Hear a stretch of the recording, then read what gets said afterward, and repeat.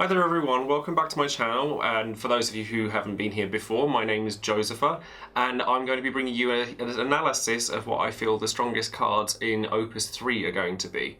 With the set coming out tomorrow, I wanted to make sure that everyone had objects they wanted to search for, and I want everyone to know that this is purely opinion based. There's no fact in any of this. The set isn't even out yet. There's no way to know entirely what the strongest cards in the set are going to be, but I like to think that, you know, I have a fairly educated guess at what things are going to be chased after in the set.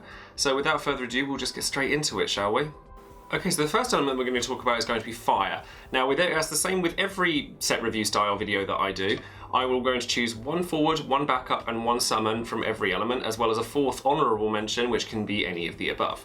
And then the forward that I've chosen for fire here is Garland. Now, the old Garland from Opus 1 is very good, but he's also 5 CP, and high-end units tend to be very, very selective. You have to be very careful how many of those you play, whereas 3 and 4 CP units are a lot more free to use which ones you want.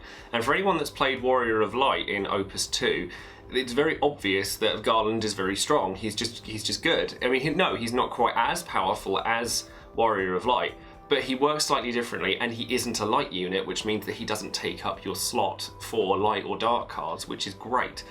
And his Soul of Chaos S ability has the capability to remove anything from the game, unless your opponent has a Cecil on the board from Opus 2. Now, that's pretty strong. I mean, for something that you can just kind of slap down, I definitely reckon I'm going to be playing this card, and I probably imagine I wouldn't be the only one. And then the backup that I've chosen for fire is Bard.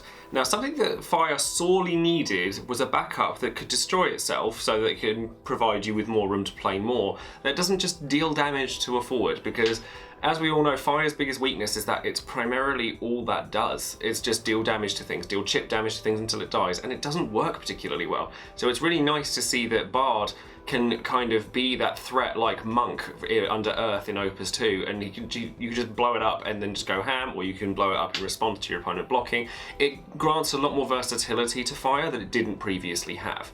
And then for summons for fire, I've chosen Phoenix. I don't particularly think either of the summons for fire in this set are particularly good, but if I had to pick one, I was going to pick Phoenix.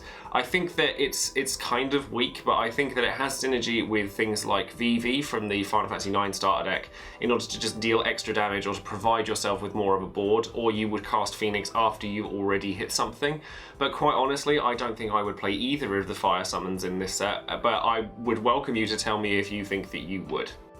And then the honourable mention for fire, I've actually chosen Cloud here, and I really like this Cloud. I think that he's probably one of the stronger cards in the set, and he provides a really, really good synergy with FF7 cards, which is really, really happy for a lot of people who want to build more thematic decks. And he's just very cheap, very simple, but he does a lot. He can, if you have another FF7 guy out, you can attack with him, because he has Brave, and then if your opponent decides to block him, dull himself to give himself 2k power, so that essentially makes him much stronger than he has any right to be for such a cheap cost. So I actually really like Cloud in this set. Moving into Ice now, and my favourite forward in this set has definitely got to be White Tiger Lassie Kunmi. This card is so good, like I love it. It's such a controlling card, and it's it's just so good. If you read it, I mean, having the ability to make it so that none of your guys can basically be targeted at all by a summon is really powerful. Your opponent is very, very unlikely to want to pay 3 extra into a summon to kill one of your guys, although they might have to deal with White Tiger. And let's not forget that you also have Summoner from Opus 1 under Ice, that you could cancel a summon if you really wanted to. So you can make your Ice deck really resilient against things like Lightnings, Odins. There's just a lot of protection available here. It's also very, very nice to have First Strike as well, because if you can get some power boosts behind it, she's actually a really strong attacker as well, and that's really cool. I've been told by Scott on Facebook, so hi there, that, you know, she could combo really, really well with Terra from Opus 1 to make their summons cost 1 more. And I think that that's a really, really cool idea. I mean, I probably wouldn't run them together, purely because I don't think that Terra is entirely necessary if you have White Tiger Lassie out. But if you really, really wanted to shut your opponent's summons down, it's a perfectly viable tactic. Just make sure that you run some power boosts to go with them both. For backups for Ice, I've chosen Edward, who honestly is the kind of card I've been waiting for a very long time. It is a backup that provides a controlling effect. That's something that doesn't destroy itself, and it just over time if you can consistently trigger Edward's discard ability, you will win the War of Attrition, and those kind of decks are exactly the kind of decks that I like to play. So I'm really excited to see Edward in this set. I also think the artwork on this card is phenomenal. All of the After Years artwork in this set has done really, really well, and it's really nice. I don't think the S ability is particularly relevant on Edward, but quite honestly, it doesn't matter. I honestly think that top ability, especially in combination with Wind, that has access to cards that can activate him, and so you can use him multiple times in a turn, is very, very strong.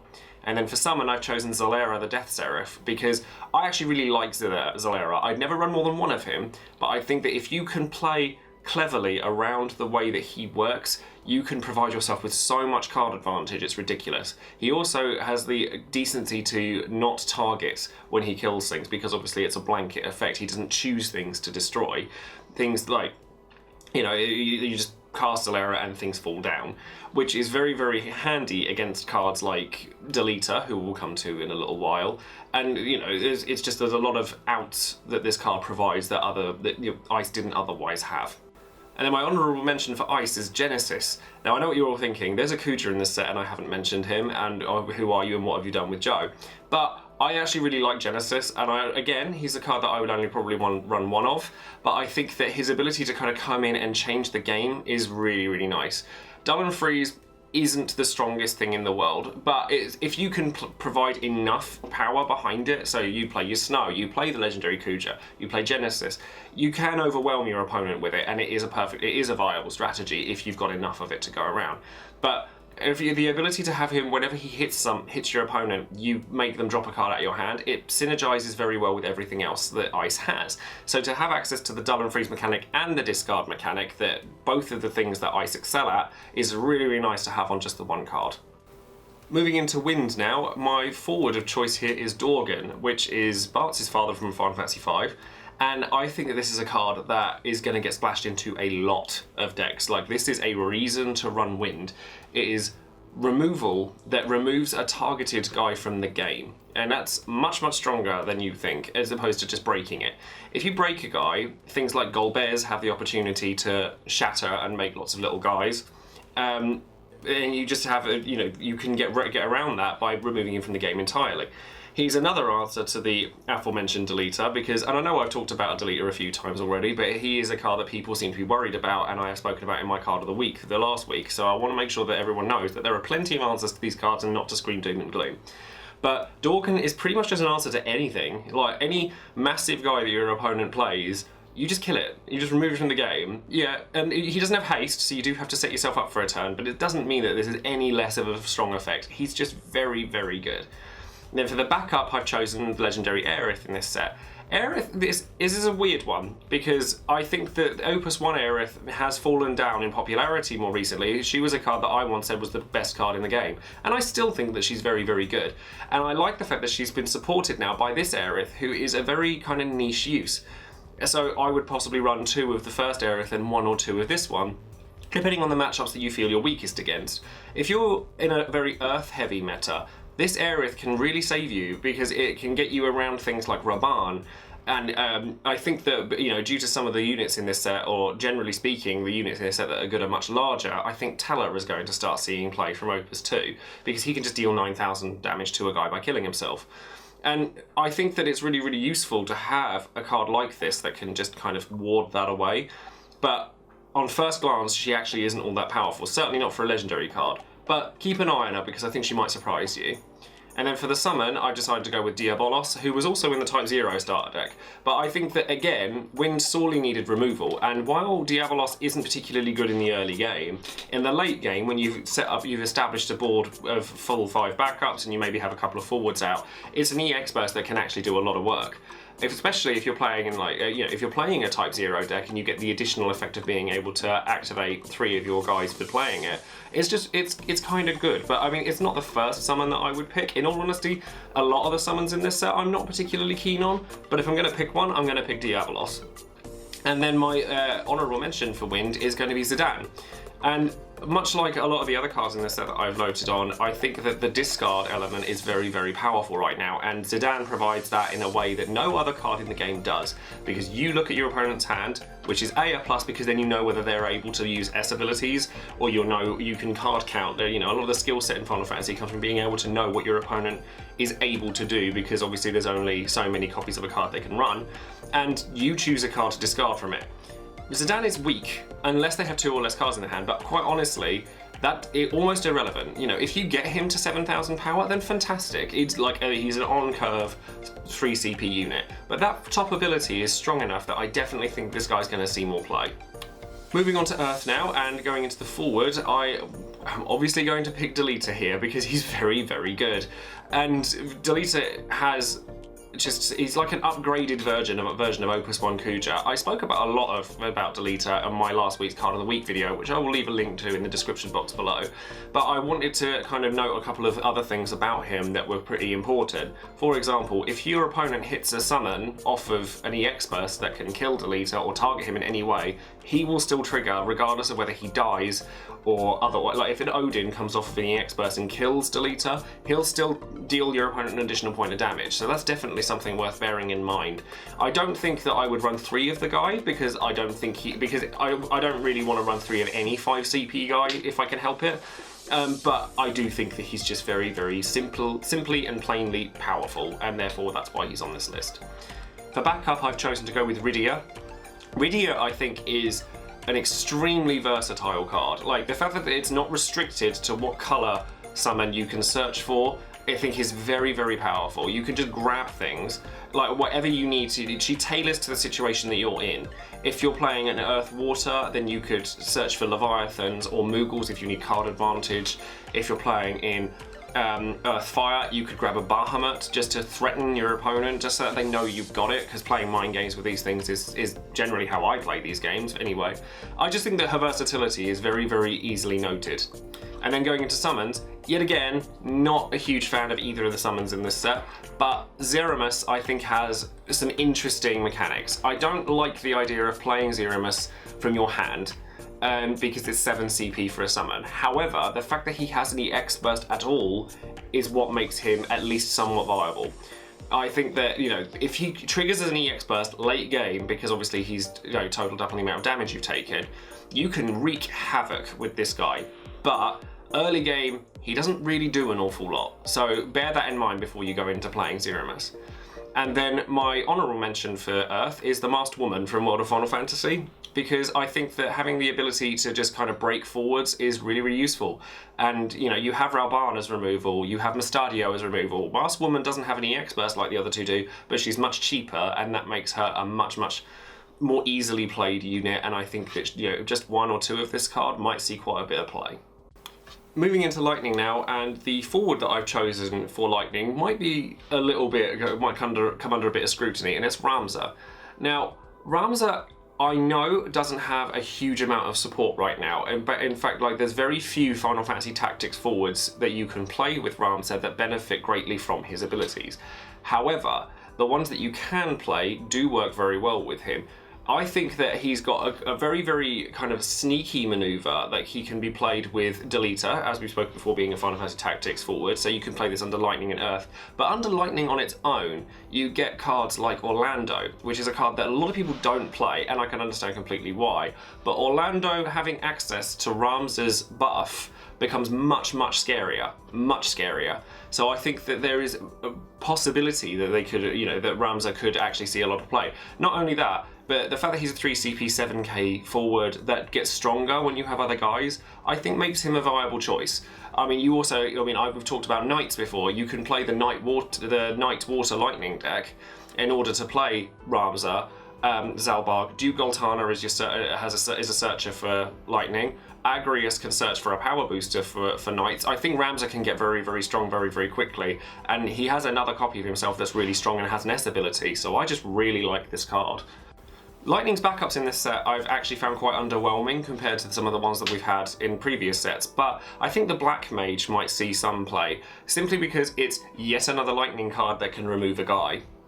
There's nothing particularly special about it. It costs 4 and itself to choose an active forward of cost 3 or less and break it, but you know, those cards are like cards that remove themselves to free up room for other cards while removing another guy off the board are generally seen as quite good. So I wouldn't be surprised if this Black Mage saw play. And then for the summon, I've gone with Odin, and this is the third Odin, and he's very, very good in Type 0 decks. And I think that Type 0 decks open up an awful lot when it comes to Opus 3. You know, being able to expand greatly from the Type 0 starter deck, and it's a great place for people to get started. Well, some of the videos that I'll be making in the near future are going to be a redux of sorts of all the starter deck evolved series that I made when Opus 1 came out, so that more people can start getting into the game and start seeing like all the different things that they can do on a budget and stuff like that. And I think Odin actually really exemplifies that, and will definitely be featured when my Type 0 video comes around. And then my honourable mention card for Lightning is going to be Enuo, because I love cards that remove things in break zones from the game. I think they're actually extremely important to this game. I think that, you know, Yuna is one of my favourite backups from Opus 1 simply by having the passive ability that Enuo has. Enuo is on a body. As 9k, he's a lot easier to remove than Yuna would be, but he also can trigger things that are already in the break zone. He can get rid of things that are already there, and he can obviously get around your Golbezes and things like that. So I definitely think that this is a card that's well worth keeping your eye on. Moving into water now, I've decided to choose Garnet as my forward choice here, and I think Garnet is exceptionally good. She's on the curve at 7k power for 3 CP, which is great. She can't be targeted by summons, which is something that Terra once had in Opus 1, but she was weaker than Garnet. And Garnet can buff all of your guys by casting summons, which is something you're generally doing anyway. Just by having Garnet on the board, your opponent is threatened by your guys attacking, because there's that off chance that you might just be 1k bigger than them. Just by having Garnet on the board, I actually really like this card. I think that the activated ability to cast a summon across 3 or less from your hand probably won't come into play that often, but she does help you colour fix. She allows you to splash more relatively easily, because obviously you only need water to pay for anything, and that's kind of handy. But honestly, I think the power boosts are something that are really important in this game, so Garnet definitely gets a win from me. And then going into the backup, I've chosen Guido as my backup here. Guido is a very interesting card. It's expensive, but the ability to literally write off 5 CP plus units from your opponent's board and put them on top of their deck is extraordinarily powerful. It's like, yes, it doesn't activate during your activate phase, but you don't have to use it if you can help it. Water's very good at accumulating resources, so having that ability to remove opponents' high-end forwards just like that, to me, is a win. I would never run more than 1 copy of this card, ever, but I think that people overlooking it might be mistaken to do so. And then going into the summon, I actually really like Famfrit in this set, purely because it's another summon that kills things without targeting them. And if you put Famfrit into a deck that has a lot of targeted removal in there, or removal in general, then Famfrit will benefit you greatly, because it has just the abilities to remove your opponent's forwards even further, and it's not expensive. It's just I think it's a very versatile card, and again, it doesn't target because your opponent chooses the card that goes away, not you, so that's something that's very worth noting. And then the honourable mention I have for water is Theodore. Much for the same reason as I like Garnet, I like Theodore as well. Water is very rapidly becoming very able to boost their guys very quickly, with just consistency. So for example, if you have a Theodore out, Cecil from Opus 2 is already very popular because of the power boost he provides. By playing Theodore's dad, you then get Theodore's effect, and you get Cecil's effect. If you have a Garnet out, your guys can get bigger still. I think the Theodore opens water up quite a lot, and it just makes the not so present offensive force of water a lot stronger. And then lastly, for the rest of the Opus 3 review, we're going to go into the light and dark cards in the set. There's only 2 of each, as the same as with every set, but so I'm going to quickly go over each of them. Going into the light summon from this set is Ultima. I really like Ultima. I think it's very good. I think it encourages people to run more light and dark cards, and I think that that's always fun. I mean, it can hit your consistency a little bit if you run too many, but I think that if you're careful and you can run Ultima and a light forward, generally a light forward, I think the ability to board wipe at any given point is always going to be strong, and the cost for it is fairly heavy, but it's not nearly as heavy as its dark counterpart. So I think that Ultima is a card that people are going to have to watch out for regularly, because it could happen. It can be in any deck because it's light, and it will happen frequently. If Shantotto taught us anything in Opus 1, it's that you should always expect a board wipe, and you should never overextend because you will be punished for it.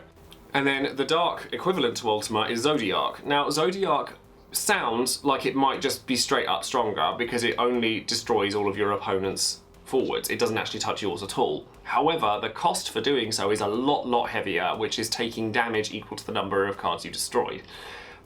Now, I wouldn't play Zodiark, I don't think. Or very rarely would I play Zodiark, because I think there are too many situations in which you just can't play him. If it's too late in the game, you've taken like more than 3 or 4 damage, you're very unlikely to even be able to play Zodiark. And with something that costs as much as it does, I probably wouldn't recommend playing it. But I mean, I'd still bear it in mind though, because you never know when something like that might just come along and wipe you out. The light forward in this set is Minerva, and I really like Minerva. It provides you with a ton of offensive options, but being a 7 CP unit, regardless of whether it's 10,000 power or not, it's very susceptible to removal. So you have to be very careful playing Minerva and not playing her too early, because if she gets killed, then you've wasted loads of resources for nothing. If it were me, I would play her alongside White Tiger Lassie, the ice forward that I mentioned earlier in the video, because I think it makes Minerva 10 times harder to get rid of. And if Minerva's left on her own, she will win you the game single-handedly. Being able to just draw a card or make your opponent lose all their abilities just at the beginning of a turn on a whim on a 10,000 power body is amazing. And then very lastly, the dark forward in this set is Feral Chaos. Now Feral Chaos is a very interesting card. 5 CP, 10k, haste, first strike, brave? Well, that sounds pretty crazy, but he has a very heavy downside, which is every time he attacks or blocks, you have to break one of your characters. Now, that downside might not be as big a downside as you think in the right deck. Bear in mind that you have a lot of characters that trigger when they die. For example, for Sawyer, the lightning for backup from Opus 2 might see more play because of this card. You have access to Golbez still. Geomancer from Opus 1 is very good with this, because when she dies you draw a card. There's a lot of things that you can do to kind of play around with Feral Chaos that make him not seem quite so scary. So I actually think that Feral Chaos might see some play, because I think that, you know, being a 5 CP forward, obviously you don't want to run too many of him, but I do think that he's powerful enough and he's enough of a threat that he can just win you the game straight away. And breaking your backups to make more room, if he said forward, I probably wouldn't like him nearly as much, but because he says character, I like him significantly more. And that's it for this review on Opus 3. Generally speaking, I think that Opus 3 is slightly weaker than the sets we've had previously, but there's still plenty of cards in this set that I definitely think are going to see play. I would say thank you very much for watching, and don't forget to subscribe to the channel if you haven't already. If you want to see any other videos on Card of the Week or anything like that, I'll have one of those coming up this week as well. Then leave a suggestion in the comments below, or any other videos that you might like to see. I also have a Twitch channel where I've been covering various different things, including Final Fantasy TCG. In fact, I've been painting different artworks onto different cards so that other characters from other games might be able to pop up once in a while. So if you want to have a look at that, then I'll leave a link to that in the description box below as well. And that's pretty much it from me. So again, thank you very much for watching, and I hope you guys enjoy Opus 3 and the Final Fantasy TCG as much as I have done. See you guys later. Bye.